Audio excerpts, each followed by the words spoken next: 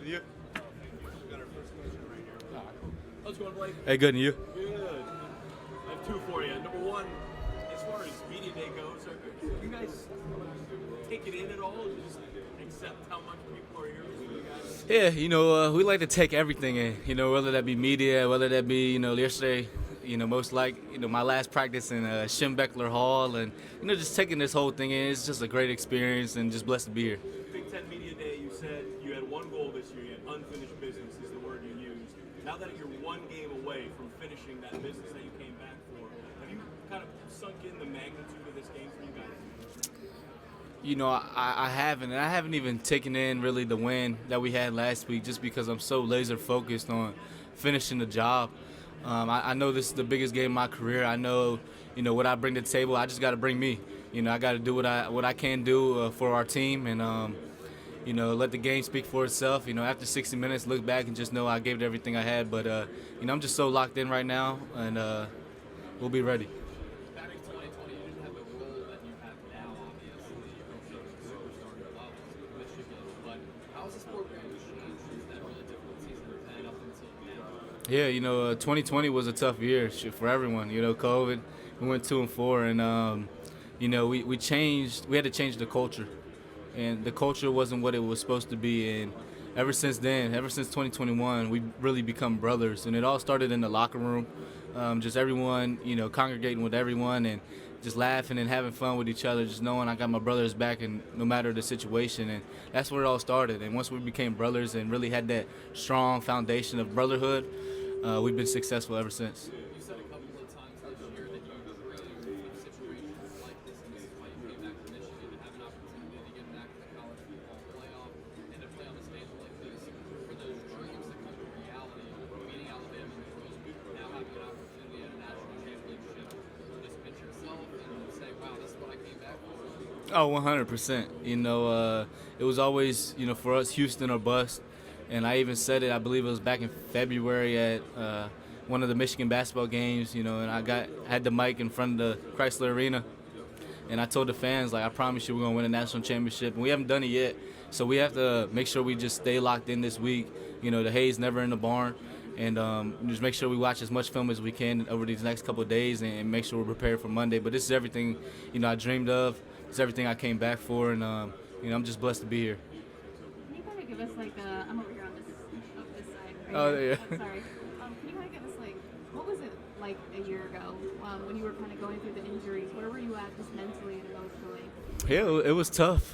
Just because I've been playing football since the age of 6, and I've never had an injury that sat me out. Like that one did, and especially during the season, the team was having. I just wanted to be there for my guys. So it put me in a deep hole, a hole that I've never been in, just mentally. And I had to find a way to get out. I'm a firm believer in God. God helped me along my journey. My family, my sisters, my mom and dad, my girlfriend. Everyone just helped me along the journey. And, I was able to get out. And, because of my injury, it made me a better man. And so I'm blessed to have gone through something like that. But it was tough. It was tough. How have you just improved? Because JJ also made a mention that you're better even off the field as a leader. So how do you think that your leadership has changed after going through the adversity that you guys went through? I understand, something about me is I'm always trying to uplift people, no matter what. If they're having a bad day, I'm always there for them, trying to put a smile on their face, just letting them know it's okay. And when I got hurt, I wasn't listening to what I always preached. And so that made me understand I have to practice what I preach at all times. And so therefore, I think that's made me a better leader, a better captain.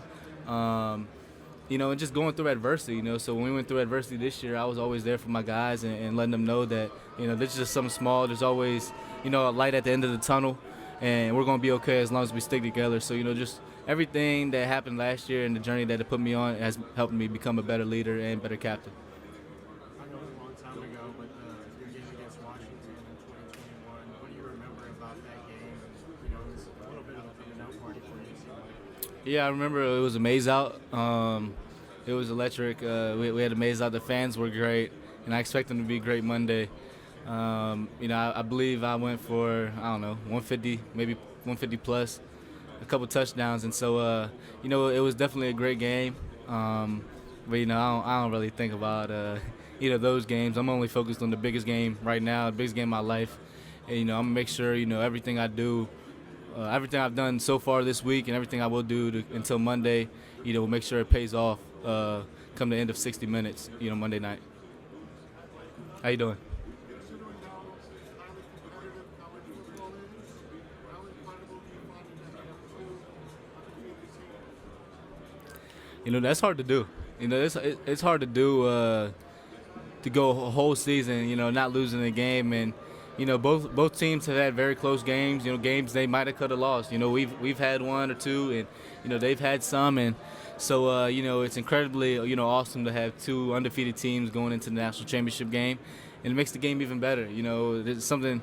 Yeah, you have to lose the national championship, but someone's going to end up going 14-1, and so we definitely don't want that to be us. So we're going to do everything we can to make sure that doesn't happen. But it's awesome. Blake, I asked JJ what Coach Harbaugh's message to the team has been this week. JJ said basically trying to replicate a passing rules that winning the last Yeah. Has that been kind of the vibe or like a slogan? Yeah, Coach Harbaugh did say that, and I think that's what this team is doing. I think we're ready to eat our last meal.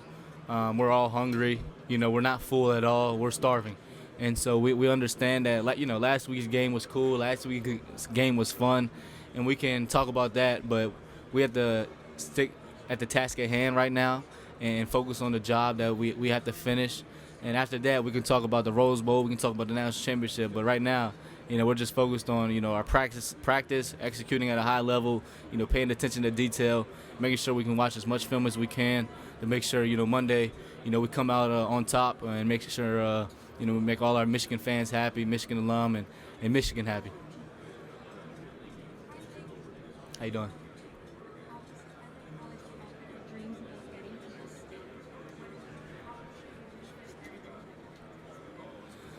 I was young. Like I said, I started playing football at the age of 6, and I've been watching football ever since. College, NFL. So this is something I've always dreamed of. Just getting to this stage, getting the opportunity to play in the national championship, and what a blessing it is. I just thank God so much for allowing me to be here. I'm just so thankful to be given this opportunity. It's truly a blessing.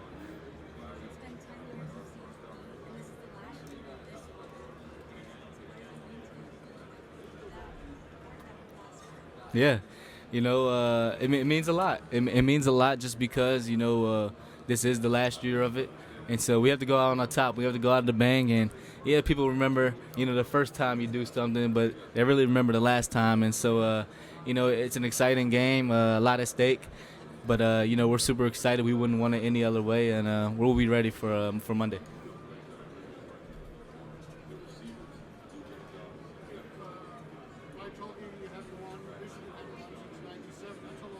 Yeah.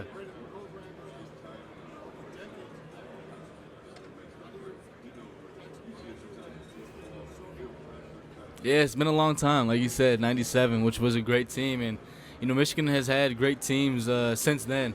But, I think since it's been such a long time, it makes the stage even bigger just because, Michigan being Michigan. It makes it even bigger. So, we're super excited. We're super blessed to be able to be in this situation, but we have to come out on top, man. We have to make sure we're locked in. We play as brothers. We play the Michigan way, and if we do that, I think after the game we'll be happy with the results. Your initial thoughts on Washington's front seven and the challenges that they present as far as like in the run game in Washington. Yeah, Washington's front seven. They're big, strong, especially interior, big, strong guys. Guys that build a wall, and then you go to the DNs. They're fast, strong, long. They can play DN, they can play linebacker. So just they're great athletes. They're great athletes that stick to the coach's plan, and they're definitely going to provide us with a challenge, but not a challenge that we're not up for. So I'm super excited to get to play the Washington Huskies.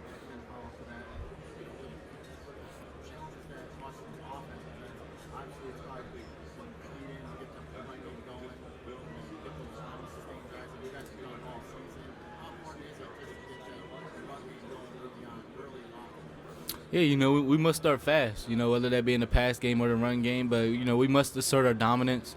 and show them, we're not there to, to play around.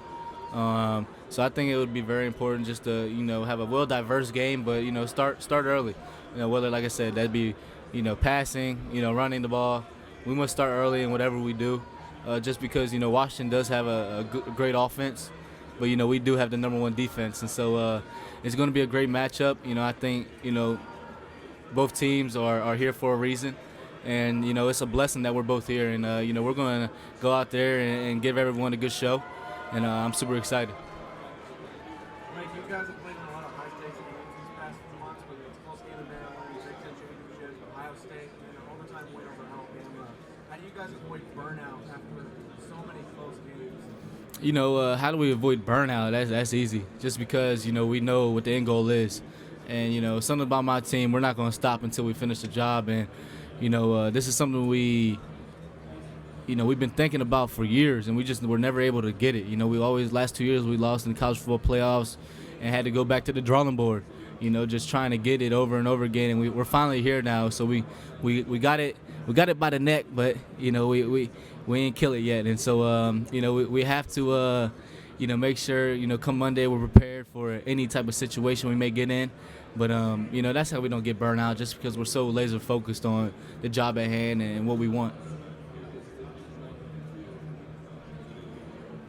Blake, whether it's handing out turkeys or trying to get the toy drive, how important is it for you to be involved? Oh, that's very important. And I tell everyone, football is my passion, but giving back is my purpose. And I really believe that. I believe, God put me on this earth for something way bigger than football.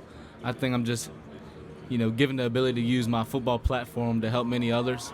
And, it's truly a blessing, something that, I'm going to do the rest of my life. I have some big things coming up in the community, especially with starting my soon-to-be, nonprofit. And so I'm super excited, just to help anyone that I can, any chance I get, just to try to make the world a better place. I think if we all, come together as one, this world would be a better place. And so, that's what I'm trying to do. And sometimes it only takes one person, it only takes one person, and then others will start to follow. So I believe I'm just trying to use my platform the best that I can, the way that God would want me to. It would mean everything to me, something, I've worked for, my whole life. Growing up, I never really hung out with friends. I always worked out. I was always training, and, just because I had these goals and dreams in mind, and, this would definitely be another stepping stone of mine. And so, it would mean everything to come out on top, come out victorious, and just check another box off along my journey. And, but it's just a blessing to be here.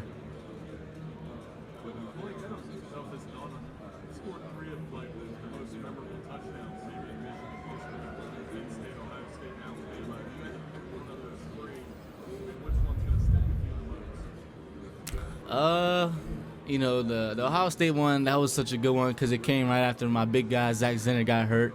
So that one's definitely going to stick with me. But, I don't, last Monday, that was special, but, it's taking a team effort, Yeah, I scored a touchdown, but it's taking a team effort. My guys up front, the receivers, the tight ends, they all helped me get into the end zone. And, it's not a one-man show. And, but, that one right there, just because it was, such a great game, in overtime.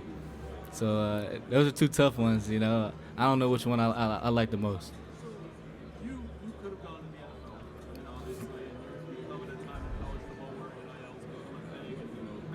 Do you consider yourself an example of here's every reason to stay in college football, but you're one step closer to accomplishing all these goals? Yeah, I think definitely people can look at what I've done and say I want to stay, but it's also all about what you want.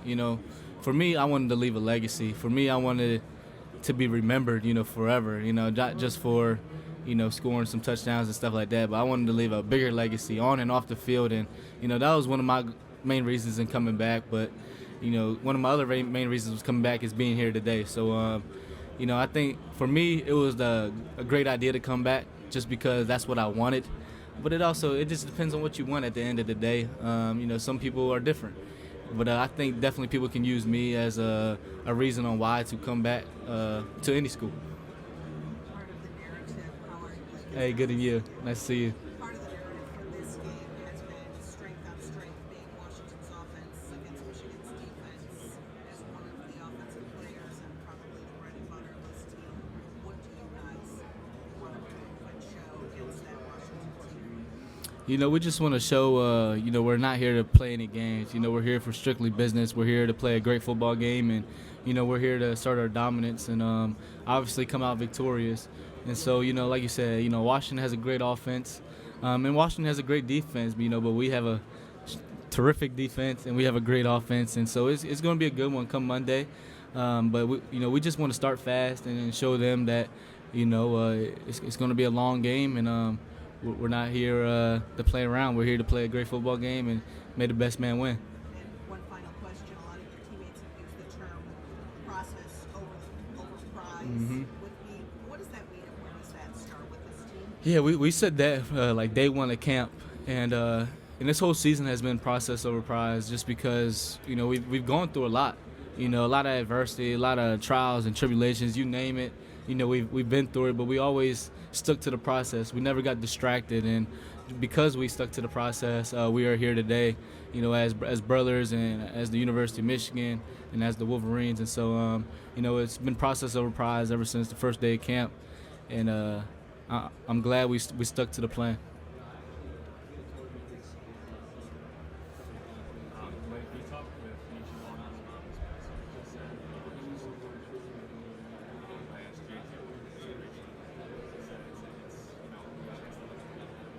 in your words, how much inspiration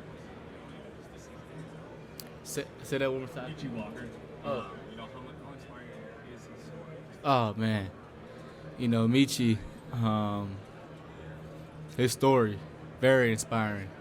To the point of like, even on my bad day, it's like, dang, it wasn't as bad as his, but you couldn't tell. You couldn't really tell what Michi was going through because he was just so strong, mentally, physically. Ladies and gentlemen, And, please stand by as the Michigan He players just rotate he did podiums. everything he could to live out each day to the fullest. And so that's what we should do as humans. No matter what we may go through, if we think it's something big, there's people out there that are really going through tough times and they're not acting like it. So why should we? And so his story is super inspiring. God bless him. I know he's looking over us. Yeah, Michi, man. Blake, last one. When you guys scored, JJ puts the crown on you guys. Do you remember how that started? How much fun has it been just to keep that going throughout the whole season? I don't know exactly how the crown started, but hey, it's been fun. He does it all the time. He crowns everyone because I think he said he sees us as kings, and that's something number 9 does. It's amazing. All right, Blake, we gotta let you roll. Appreciate you, Blake. Thank you. There's going to be a guy that wants you right out there on that carpet. And then you can go back to your position group.